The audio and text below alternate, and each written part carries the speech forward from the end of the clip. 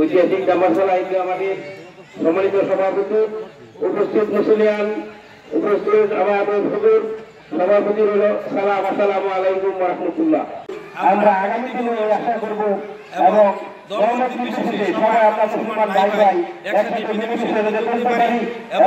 আলোচনা শেষ করছি এবং সকলকে ঈদের শুভেচ্ছা, ঈদ মুবারক, ঈদ মুবারক। ধন্যবাদ। ভিতরে চলে আসেন, আমাদের নির্দিষ্ট সময়ের মধ্যেই আমাদের অনুষ্ঠিত হবে।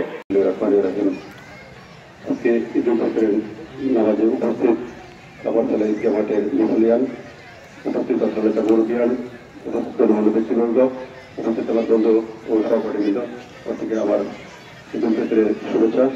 আসসালামু আলাইকুম। আজকে ঈদ উল ফিতর মাঠে আমরা উপস্থিত হয়েছি।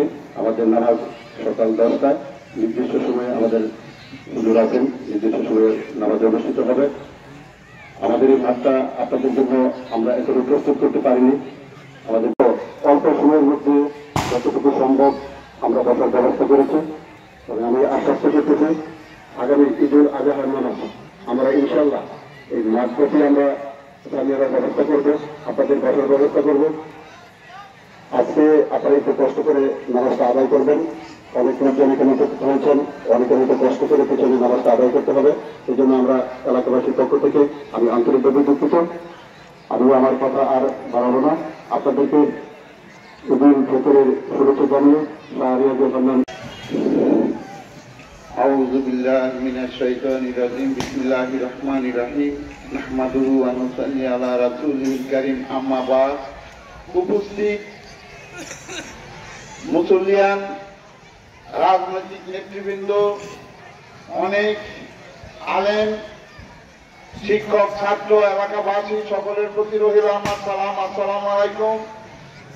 আমরা আমার একটি কথা, একটি প্রস্তাব, আসলে জামারশালা ঈদগাহ মাঠ আমাদের জন্মেরও আগে এটা শুরু হয়েছে। এই এলাকা অনেক দূর দূরান্ত থেকে এখানে এসে নামাজ পড়তো। বর্তমানে দেখা যাচ্ছে আশেপাশে বিভিন্ন জায়গা ঈদের নামাজ পড়ে। অনেকটা প্রশ্ন করছি, জামারশালার নামাজ দেরি হয়। এবং এই যে নয়নাগরের কাজী মাস্টার আমার উনির সাথে কালকে আলাপ করছি, তবে আমরা এক সমাজের মানুষ, ইয়ারপুর নামাজ আমরা পারি না। ঈদের দিন আমাদের সকালে কোনো কাজ থাকে না, তাই আমি বলবো তেমন থামিয়ে না, যদি আরো 1 ঘন্টা আগে আমাদের নামাজ শেষ হইতো, মনে হয় এই থামিয়ে আনার প্রয়োজন করে না সকাল সকাল। কারণ কিছু হাদিস আছে যে ঈদের নামাজ খোলা মাঠে পড়া উত্তম। যেমন নামাজের শেষটা শক্ত জায়গায় পরিবেশ নাই, রাস্তাঘাট সব এখন চতুর্দিকে হয়েছে, আসা যাওয়ার কোনো সমস্যা হবে না। অনুমতি দিয়ে আমরা নামাজের সময়টা আগায় নিতে পারি। কারণ আগায় যদি নেই, আমাদের সামনে আনার কোনো প্রয়োজন করে না, শুধু বিশ্রামই চলে।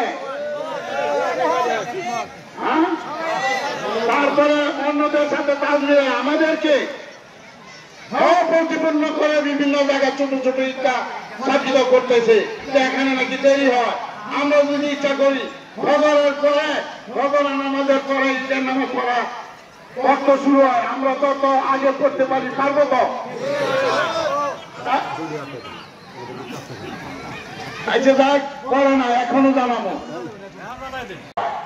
শীত প্রখর হবে, তাই আমরা 8টায় নির্ধারণ করি। আমরা হ্যাঁ ঈদুল আজহা, ঈদুল ফিতর দুটো নামাজ আমরা 8টায় পড়বো। বর্তমান আমি দেখছি এলাকা আগে আমাদের বাচ্চা দাদা ছিল, ঈদের দিন সকালে দেখি ফেতরা দিত, এখন ফেতরা, সদকা, জাকাত কয়েকদিন আগে মানুষে দিয়ে দেয়। তারপরে 8 বাজার আমরা ঈদের সময় সকাল 8টা, আগামী কুরবানি সকাল 8টা হবে। তারপরের বছর থেকে কুরবানি, ঈদুল ফিতর, সব সকাল 8টা হবে। আজকে যে সুন্দর সামনে ব্যবস্থা করা হয়েছে, এখানে আমরা আজকের থেকে আরো 1 সপ্তাহ আগে আমরা এই মাঠের আশেপাশে কিছু লোকজন আমরা এখানে বসেছিলাম যে মাঠটাকে কিভাবে সংস্কার করা যায়, কিভাবে জামাতটা সুন্দরভাবে আরো করা যায়।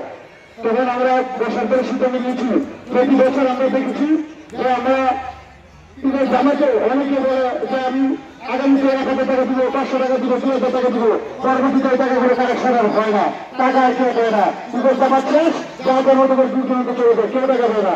যার জন্য মাত্র সংস্কারের জন্য প্রতি বছরই আমাদের বিঘ্ন হয়।